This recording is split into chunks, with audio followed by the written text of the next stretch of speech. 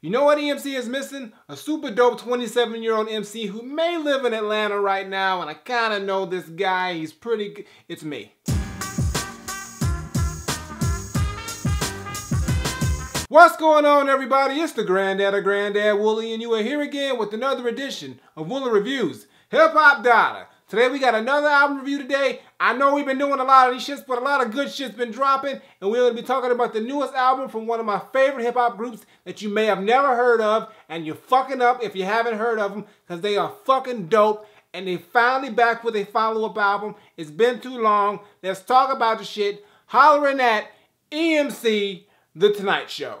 Now, for those who don't know who eMC is, they are a hip-hop group comprised of legendary MC Masta Ace, very dope MC Wordsworth, and another dope MC Stricklin. And it used to be also Punchline, who was Wordsworth's sort of partner in rhyme and crime, but he left the group about sometime last year. So now it goes from 4 people to 3 people, but it's still some dope shit. And this is their follow-up to their 2008 debut, The Show, which was one of my favorite albums that year and probably one of my favorite hip-hop albums, period. And I was so hyped to know that this album was coming out and they're back, and I had to holler at the shit. So let's talk about it. Now, The Tonite Show, like I said, is the follow-up to their debut album, which I really, really liked. It was a real good traditional underground boom bap hip-hop sound. I just got a soft spot in my heart for that kind of music. I love it.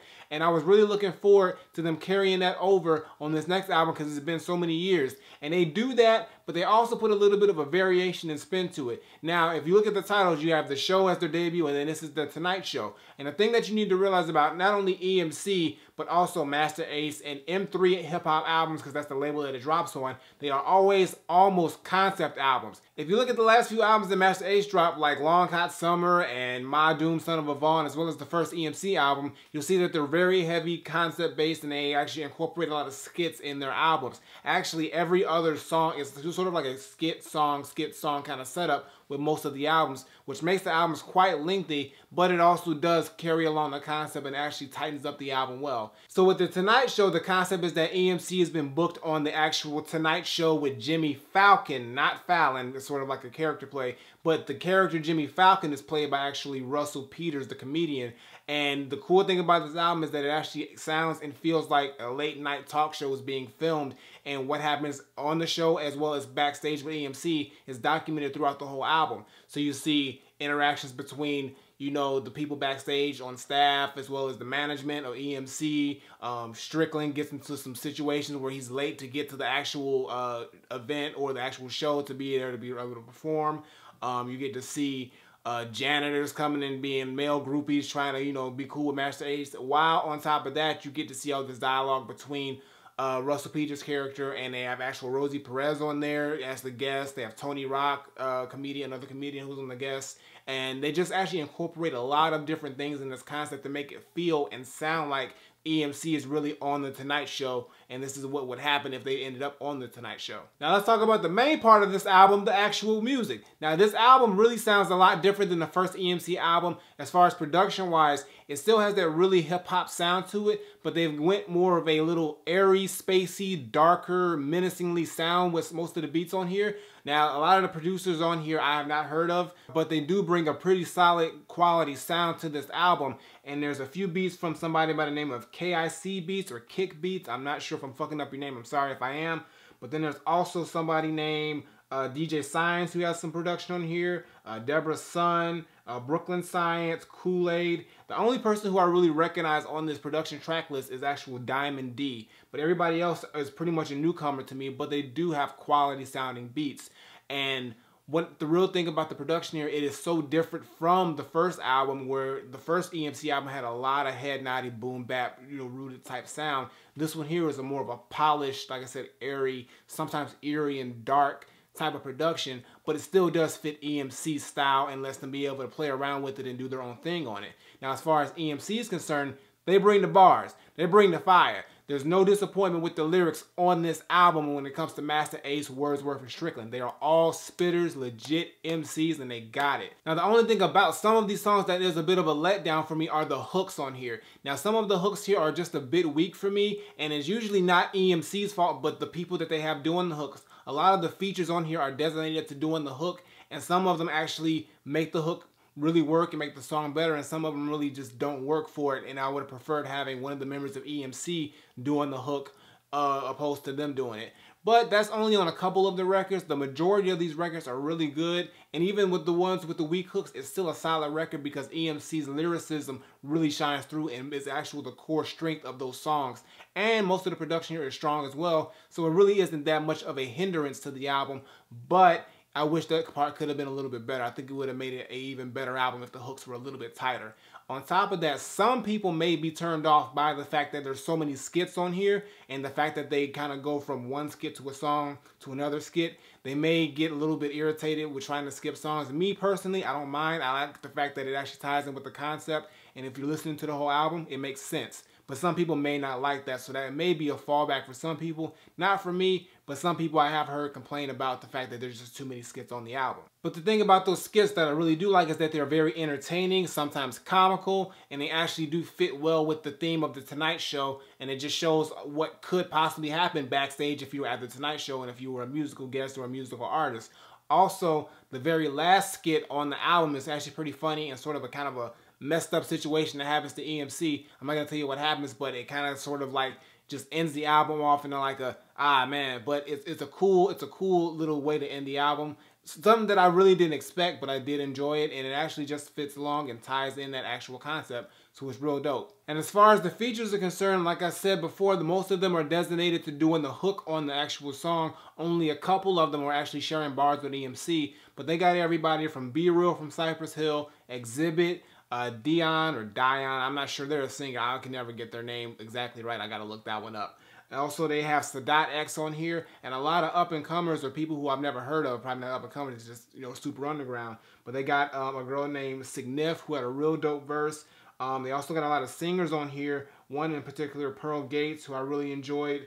They also had another person by the name of Marion Saunders, who also had a very nice voice and complimented the song well. And that's just a couple other features on here, but they really do help the album for the most part, except for the certain ones where the hook just doesn't carry over. And actually those are the ones that are done by the more notable artists like Exhibit and Be Real. Their hooks really I didn't feel too much for. They were okay, but the other hooks that were done by the more unknown artists or features on here really did something more for me. Now, you know I gotta give you my top 5 tracks. I've already started talking about a few of them, but now let me just name the ones that I like the most. But most of these songs, and not all these songs I enjoyed, but these are the ones that I really fucking enjoyed. So hold on, you know my deal. I'm never ready, but I'm sort of ready. I was kind of ready this time, y'all. I'm quicker. So the first track is Fly Thoughts, which is actually the first actual record or song on the actual album. And that one features Pearl Gates. It's got a real nice beat to it, head nodding joint.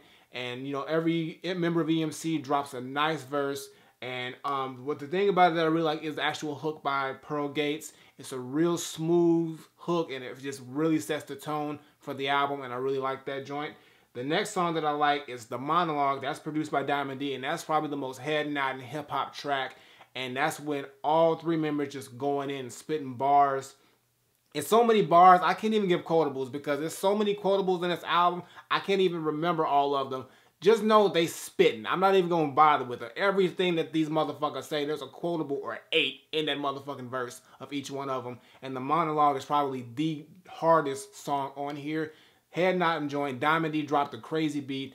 And eMC, all 3 dudes just came in and they ripped each of their verses and they did their thing. So that's definitely probably one of my top 2 favorite records on here.